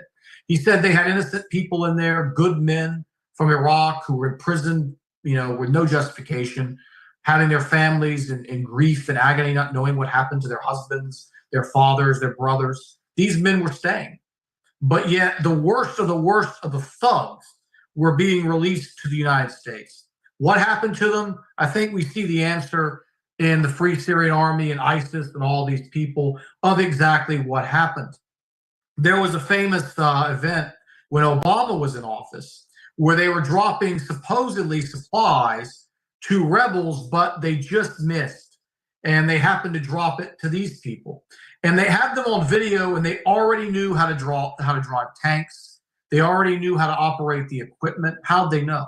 Who trained them? I think we know the answer when you look at the story, you look at the reality of what's going on, how they had this knowledge, who was training them, what they're there for. Now we're seeing, and again, all of these Muslims who came out and said, mashallah, in 2011, they're saying it now again.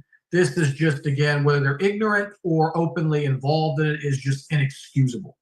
Nothing good is going to come out of this for us at all. In fact, we are going to see clearly what is going to happen to Syria over the next decade. It will be obvious. The Zionist apologist Ben Shapiro even said this, as predictable statement as they come. He said, and I quote, "There's a good chance that Christians will be slaughtered, but that is a good thing because Israel's enemies have been weakened." So Ben Shapiro, this great guy that all the Christians will say, "Oh, we believe in Judeo-Christian values, and we're Zio-Christians." Well, here's a Zionist, open Zionist, saying you getting killed is a good thing because it betters Israel's advantage there. It makes Israel's enemies weaker. We know Syria will be privatized. We know it will be controlled. This was the plan all along. And again, these imams and all these people are blindly cheering this on. Gaddafi basically said this famously. We're going to get to Gaddafi here as he related to all of this.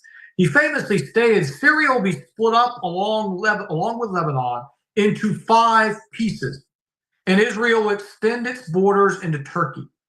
Gaddafi also talked about the migrant crisis that happened in Europe before it happened, where he said they were going to continue when he was gone or he was removed, they would continue to flood Europe, and this type of people would take over there as well.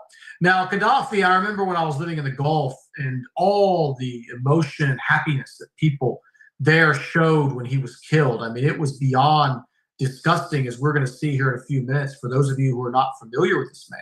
He was the last good leader that we had in the Muslim world. He predicted all of these things. He did so many good things to his people. We're going to see now why, in fact, he was killed. So let's talk about some of his programs, shall we? First point, Libya had no electricity bills. None. Can you imagine that in America? I just paid $150 in electricity this past month. Electricity was provided by this man free of charge. It was considered under Sharia, his interpretation of that, as a human right. There was no interest rates on loans. The banks were state-owned. The loans of the citizens by law was 0%. Gaddafi banned riba, keeping in line with Quran and Sunnah. He promised not to buy a house for his parents until everyone in Libya owned a home.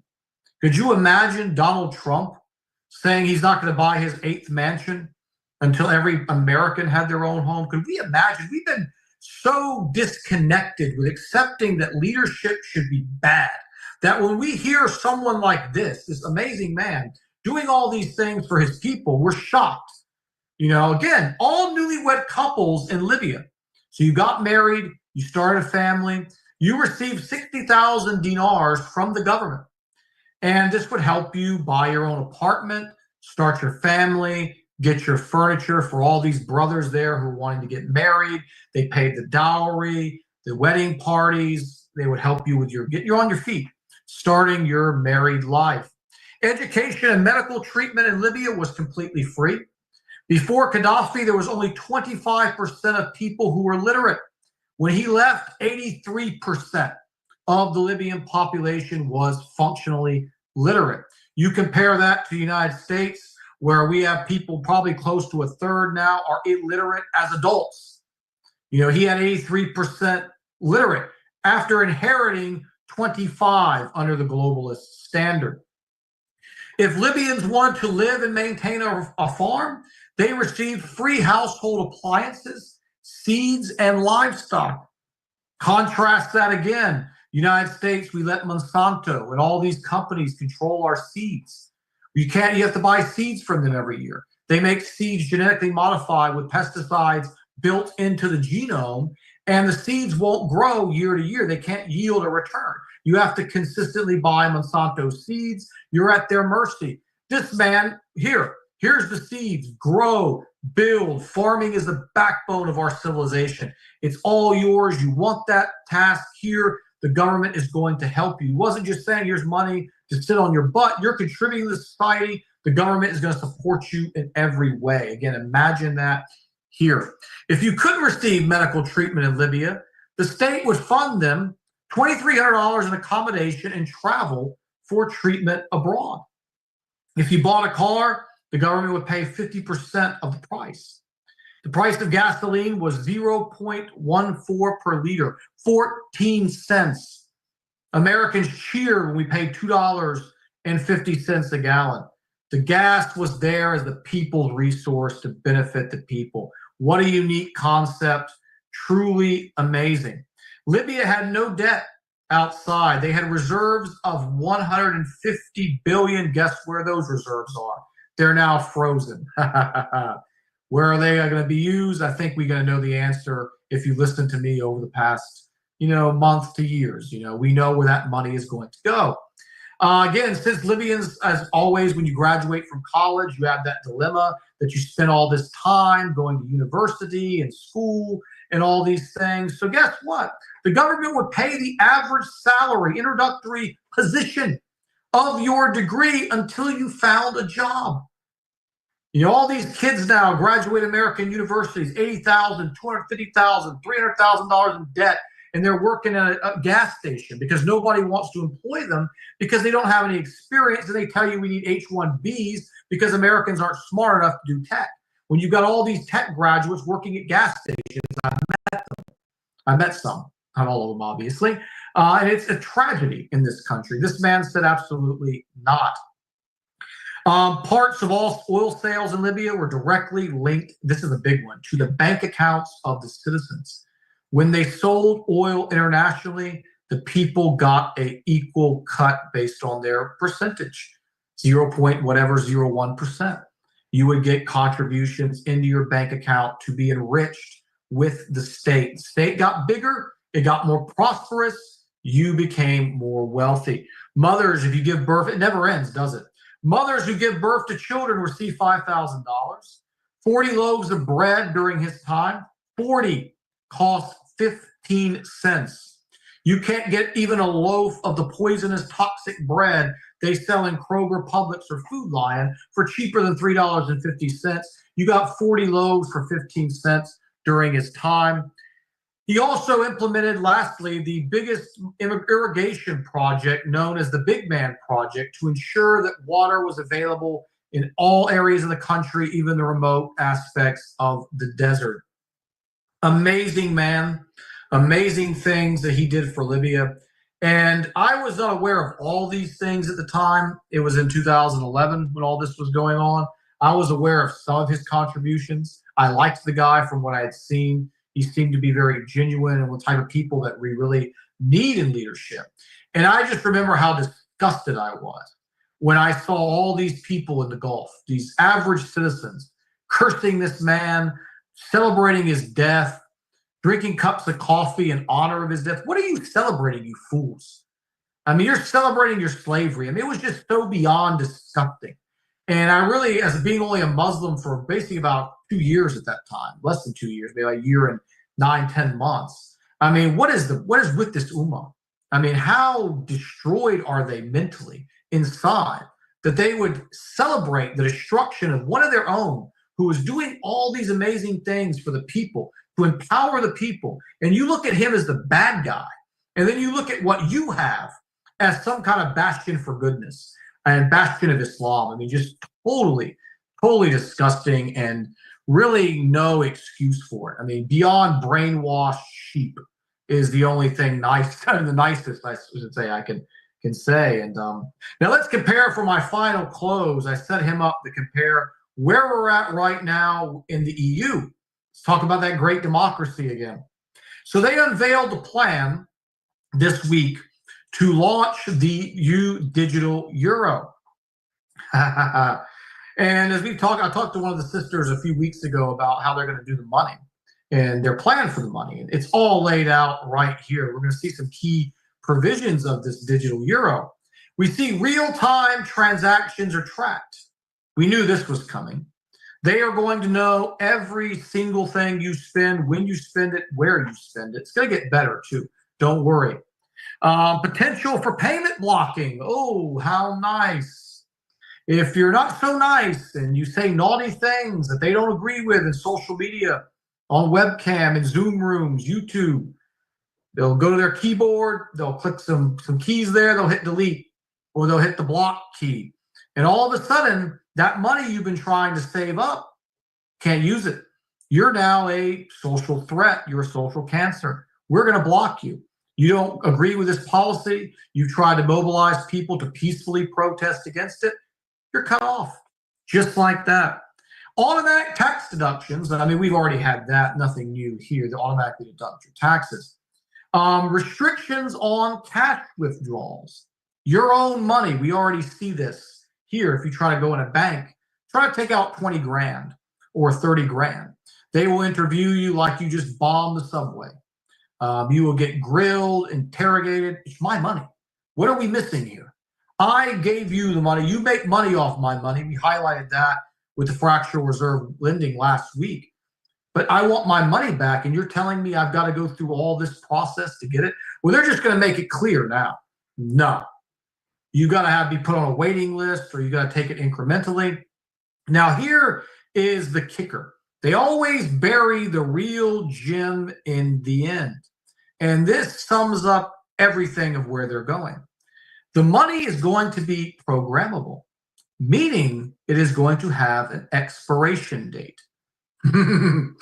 Can't make this up. It's right there. So what this means is your money that you earned this 2 weeks of work will expire because it's all on the blockchain. It's all programmed. Those credits that they issued you are on the blockchain. So if you don't spend this money in 2 to 3 weeks, which are probably going to offer you so little money, you probably have to spend it anyway, they are going to simply turn that money off. It will no longer exist. You can't use it. So guess what? There goes the savings. There goes any chance of upward mobility. What little you have left of saving, investing, growing your wealth, trying to be someone who maybe down the line could possibly mobilize and compete with them or organize. No. Programmable money, expiration date. You are a slave. You spend everything you got in your credits for this work period, or we're cutting it off. The end. No chance of saving, no chance of upward mobility in the society. You are going to be locked in to your class, to your job, to the day you die. And there will be zero chance of anyone ever being able to compete with them. And as I talked about, the EU is tyranny on steroids. How anyone can look at this and think pride in being a member of the EU, pride that your nation is a member of the EU, and looking at the EU as anything other than what it is. It is a tyrannical dictatorship hell-bent on ruining your quality of life and bringing you back to serfdom. That's what it is. It's what it's always been about, and we're seeing it now coming to fruition in real time. This goes online in October of this year. So close on that one. As always, we'll take questions and discussions about some of the news that we cover or other things that you guys would like to ask. Sister Laila, it's all on you. Guys, do we have any questions in the Zoom room? Excellent, excellent lecture, brother. Excellent. Thank you. Mashallah. Alhamdulillah. Alhamdulillah. Because we can see we are really at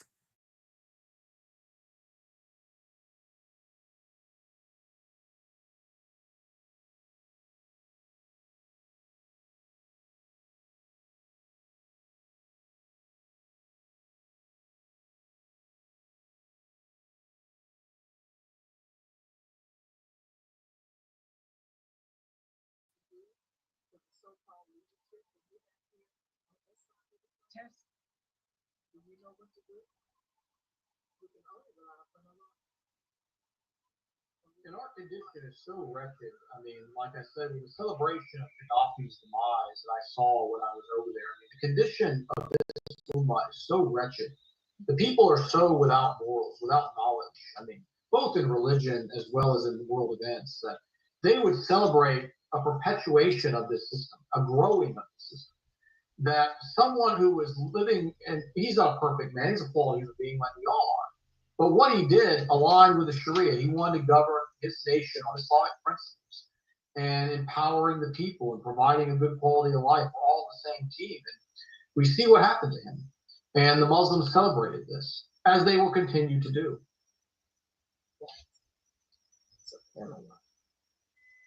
Exactly. Subhanallah. This was very, they can hear me good. This was very, very informative. I mean, you really did an excellent job putting all that in a capsule. MashaAllah, MashaAllah. Yes. And the people were saying they like how you covered Trump, and they like how you covered about the Food Stamp Act. So one of the sisters here is asking, so is actually going to pass, right? That they're going to take off the candy and stuff that the kids shouldn't have been getting anyway. Not yet. There is opposition to it. This is the one thing good coming out again that hopefully they do pass this. But so far, no, not yet. But yeah, I mean, we shouldn't be selling this stuff, period. I saw so many brothers breaking their fast with Pepsi and Coke when I lived abroad. I was just like, do you not realize, I mean, what you're doing to your body? That you've been fasting all day, and instead of having water and natural things like dates or lebanon, you're sitting there. I don't personally like lebanon. A lot of Muslims, they drink lebanon, it's sunnah. I never cared for it. I have water and I have dates, you know. But these people were, you know, just binging and downing sodas. And it was just, I mean, this stuff is poison. I mean, I haven't had soda, maybe one in the last, like, I don't even remember. And the only time I had it was because I was in a public place. It was the only thing that was there. And I regretted it immediately. I mean, once you stop drinking this stuff, when you taste it, it tastes toxic.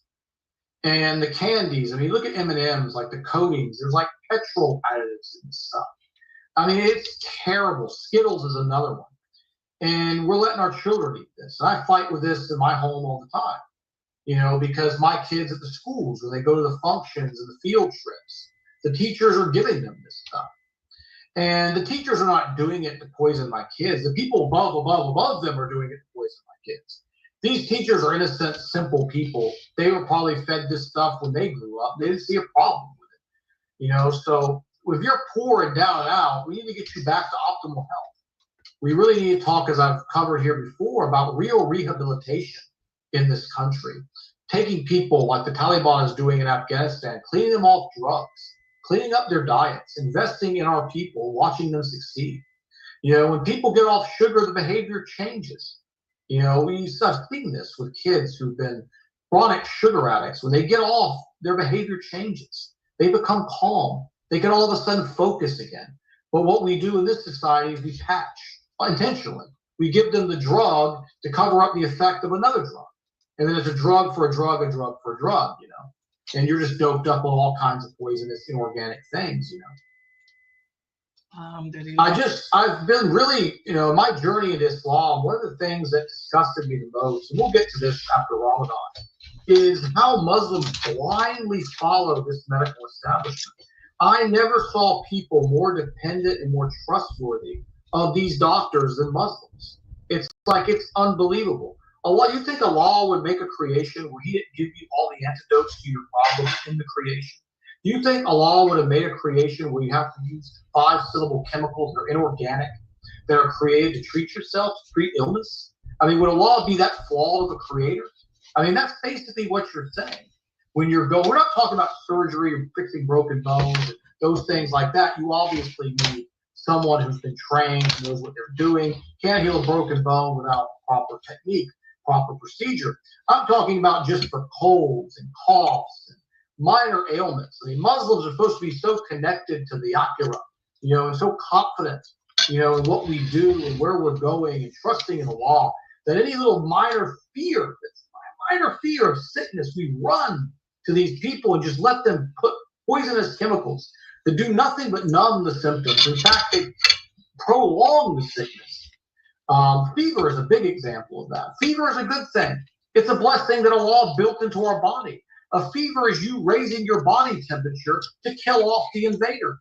When you go and you take their drugs, what you're doing is you're numbing the fever, which means the invader is thriving longer in your body. You know, it's like trust in Allah. You think again, Allah is going to be like, I'm going to create people, then wait 5,000 years for the people to come up with chemical drugs to treat the illnesses I put in the world. I mean, it's so insulting when you think about it that way, but this is how Muslims think.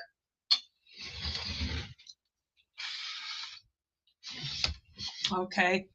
Okay, we have one question here. Brother Ahmad, he said this is not related to a Muslim issue, but what is your take on daylight savings time? Does it have any benefits for USA? It has no benefits for us in Asia or Africa. Zero. We are made to be, I mean, Allah subhanahu wa ta'ala did say in the Quran every year to be just. That's how I live my life. Sister Laila was talking about the opening. You know, we trust all of our decisions to the Creator and to the person He put on this earth to convey His message. And there was no mention of this. There's no benefit in this. This, again, it messes up your biological rhythm. Everything is thrown off. I'm now going to work in the morning, pitch black outside, you know, when I should be going with the sun, invigorated, ready to go. I mean, I'm not for it. Never liked it. Always want to see it be done away with and go back to natural time. And for some reason, that just isn't happening. 4 states in America, and that's it. Yeah, 4 states in America voted away, but the rest of them haven't yet. But I heard more getting ready to join. Yeah. Okay. We had a blood moon last night, and the news is reporting severe storms are coming, even in Maryland. But Texas and Alabama, Atlanta, Florida, the news has been projecting that today. Heavy tornadoes coming to an area, because we know Allah punishes us when there's an eclipse. So somewhere down the line, if there are Muslims in the area where Allah wanted to give punishment, as He gave punishment to those that came before us, in Noah's days and Lot's days, and all those people that lived before us, when Allah wanted to punish them, He did so. So we're going to see punishment coming in this weekend. May Allah protect us. Amen. Okay, well, and Allah has all very flexible ways of inflicting punishment. One is obviously, as you just highlighted. The other is the way that the Messenger of Allah punished the pagans, was simply by their society broke down. He overtook them. He brought the punishment in that way. And we're going to see, I believe, that type of punishment inflict the West. Exactly. As you're seeing it self-destruct. Yes. It can't hold. You know, it's going down. The riba is destroying the economy. The decadence and debaucherous behaviors are ruining the birth rates, making the population eventually going to be extinct if they don't turn it around. I mean, there are so many different ways we see these punishments being leveled. We're seeing it now. Brother, is that, when I think of that, when I listen to you and what I'm seeing every day, you know, and not just the newspapers and television, but what I'm really actually seeing is the decline of an empire. Absolutely. Absolutely. I feel that living in my generation, I saw the peak of this empire, and I'm seeing the descendancy to the abyss of this empire. I feel the peak of Americana was in the 1980s. When I grew up in the 80s, everybody in America was simple. There was all these things we're talking about were going on then. But it's like when you drink alcohol. When you drink alcohol, you're happy. You're invigorated. When you go to sleep and you wake up in the morning, you have a headache. You have a reminder that what you did was damaging to your body. And the West hit its peak of its euphoria and intoxication in the 1980s. Since that period of time, we've watched it just steadily go down and down and down. It's getting worse and worse. It was a simpler time, as they often like to hearken to. People were oblivious to what their government was doing. They were oblivious to what was going on in the world. They were living off the fruits of the civilization. But now, as we see, all that stuff is coming home to roost. And they're now facing the economic pain. They're facing the birth rate pain, the horrors in the male-female dynamics in this country, the drug use more than ever, especially because the drugs have changed, becoming more pharmaceutical-based, like fentanyl now, opposed to the more simpler, if you will, drugs of that time, in comparison. So yeah, we've seen it. Anyone who's around the age of 40 plus, you've lived, you know, through both. You've seen it hit its peak, and now you're seeing it hit its fall. The empire is dying. It cannot stand if it's built on righteousness.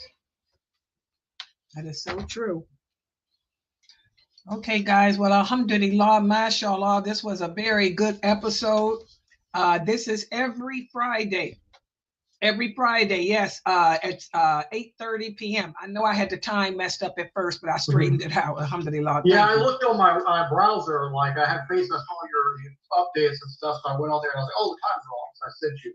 Yeah, I need some thanks for reminding, because I'm doing so much. I don't have nobody to help me. So you reminded me, and I woke up and straightened it out. Alhamdulillah. Okay, guys, I'm gonna Brother Amir and everybody in that put the questions y'all got. I'm gonna log out of this stream because I'm gonna make shorts from this, and then give me 5 minutes, Brother Amir. Okay, 5 minutes to log back in with the Islam Q&A. Okay, because I want to shut this screen down so it's separate from the other one. I make the shorts tonight. All right. So guys, I'm going to log off from this one. Give me about 5 minutes to log back in with the other one, and we'll do your questions about Islam. Subhanakallahumma wa bihamdika ashhadu an la ilaha illa anta astaghfiruka wa atubu